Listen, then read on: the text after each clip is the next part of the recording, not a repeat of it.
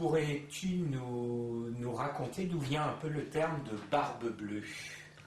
Bon, ça, c'est une question très complexe, comme dirait un homme politique, avant de répondre à la question.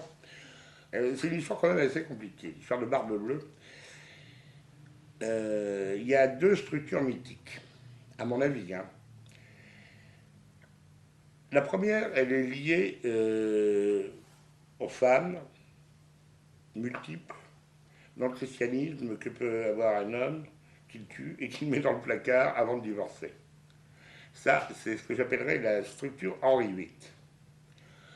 Je ne sais pas si l'épiderme d'Henri VIII, roi de Grande-Bretagne, je le rappelle, schismatique par rapport au christianisme et au catholicisme vatican, etc., etc., et qui était le mari de 8 femmes, dont la plupart d'entre elles ont fini décapitées, etc. Bien. Je ne sais pas s'il avait une barbe noire, le problème n'est pas là, mais il est quand même un peu indicatif de ce que le mythe va devenir.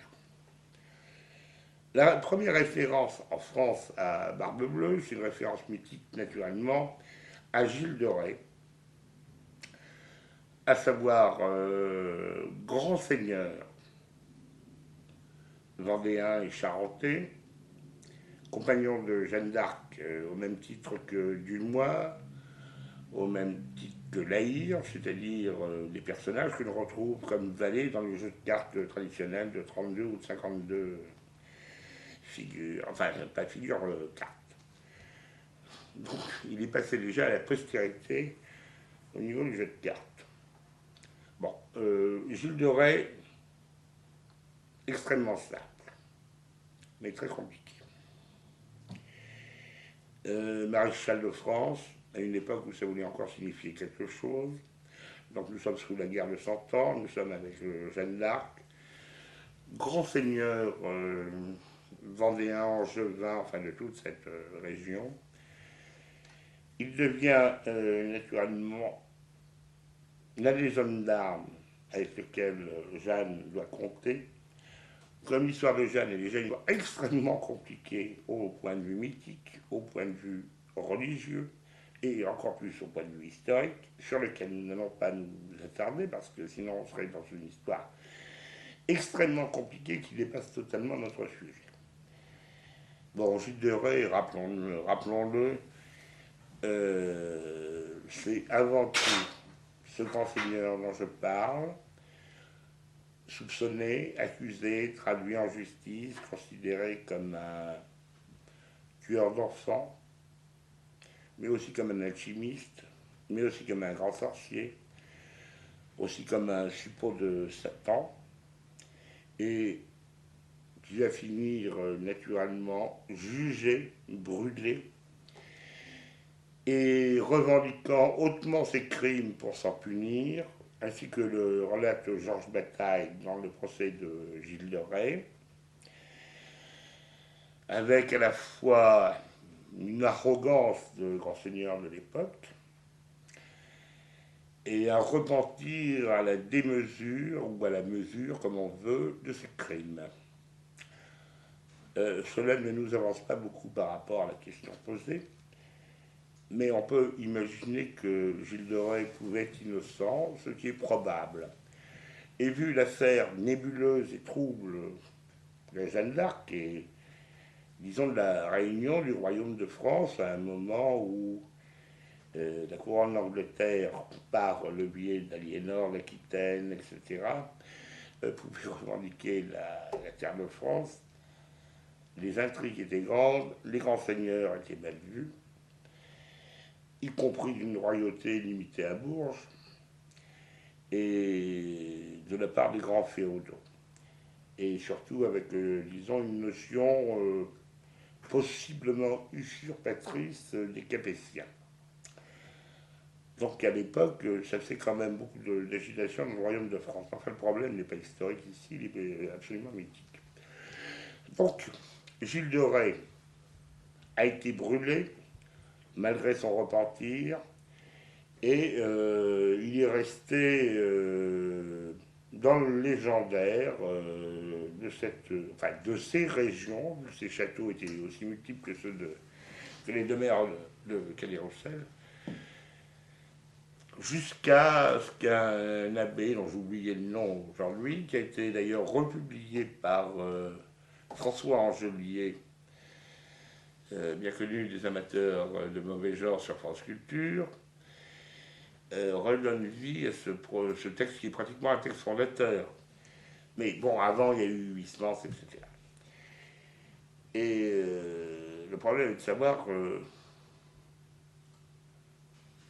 est-ce qu'un tueur d'enfants est aussi barbe bleue?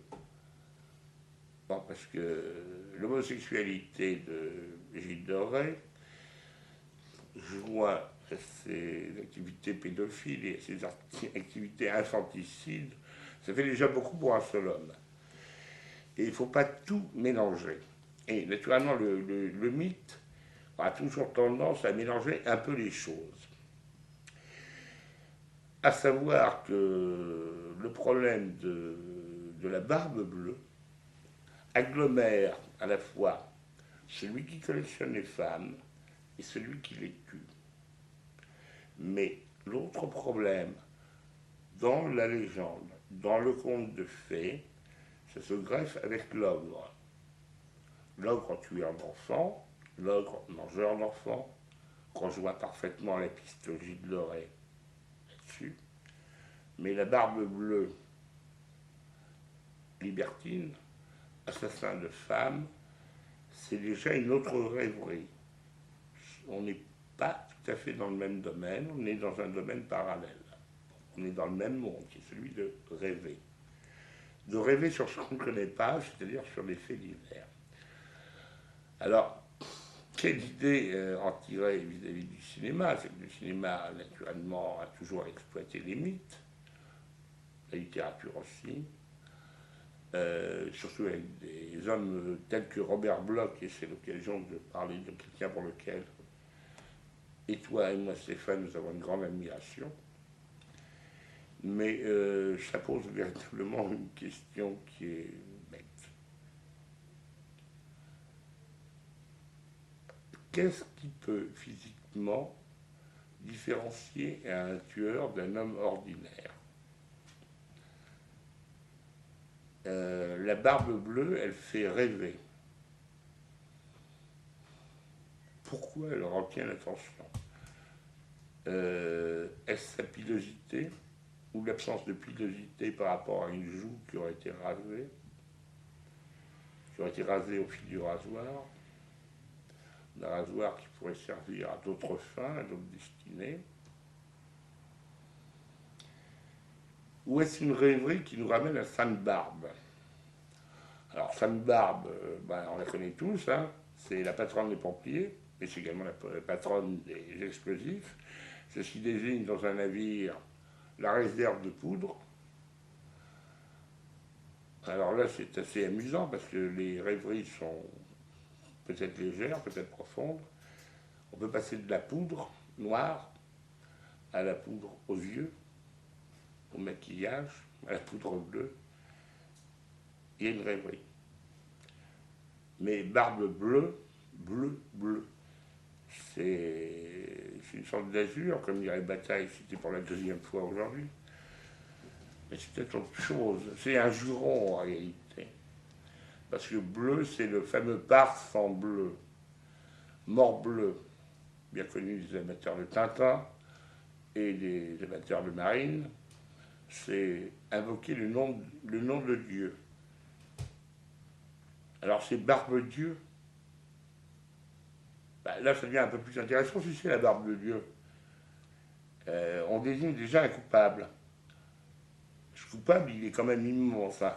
Ça ne veut pas dire que l'assassin est innocenté parce que il se trouve une raison, mais je pense quand même qu'il y a un lien possible entre Barbe Bleue,